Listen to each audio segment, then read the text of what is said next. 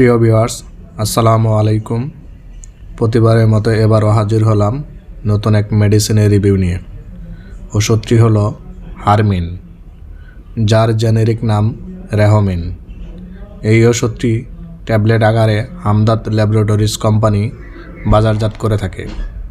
আজকের ভিডিওতে আলোচনা করব হারমিন ওষুধটির কার্যকারিতা কী কী উপাদানে প্রস্তুত, কিভাবে সেবন করতে হয়, কতদিন সেবন করতে হয় এবং ওষুধটির পার্শ্ব প্রতিক্রিয়া কী, এই সমস্ত কিছুই আলোচনা করব এই ভিডিওতে। তাই ভিডিওটি শেষ পর্যন্ত দেখতে থাকুন। আর আমার চ্যানেলে নতুন হয়ে থাকলে চ্যানেলটি সাবস্ক্রাইব করে পাশে থাকা বেল আইকনটি বাজিয়ে দিন। আর যদি অলরেডি সাবস্ক্রাইব করে থাকেন তাহলে থ্যাংক ইউ সো মাচ। বন্ধুরা, তাহলে কথা না বাড়িয়ে চলে যাই মূল আলোচনায়। প্রথমে আলোচনা করব হারমিন ওষুধটি কী উপাদানে প্রস্তুত। প্রতিটি হারমিন ট্যাবলেটে আছে সুপারি 53.19 মিলিগ্রাম, পলাশগদ 53.19 মিলিগ্রাম, সালাজিৎ 53.19 মিলিগ্রাম, মুরগির ডিমের খোসা ভস্ম 26.59 মিলিগ্রাম, লৌহভস্ম 26.59 মিলিগ্রাম এবং অন্যান্য উপাদান পরিমাণ মতো।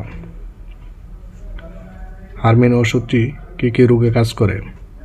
হারমিন ওষুধটি শ্বেতপ্রদর, জরায়ুর দুর্বলতা, অনিয়মিত ঋতুস্রাব, ব্যথাযুক্ত ঋতুস্রাব, অতিরিক্ত রক্তস্রাব, এছাড়াও রক্ত আমাশয় ও অশ্ব রোগে কার্যকারী।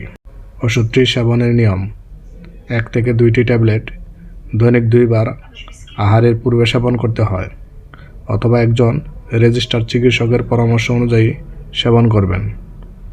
ওষুধটির প্রতিনির্দেশ: ওষুধটির কোনো প্রতিনির্দেশ নেই।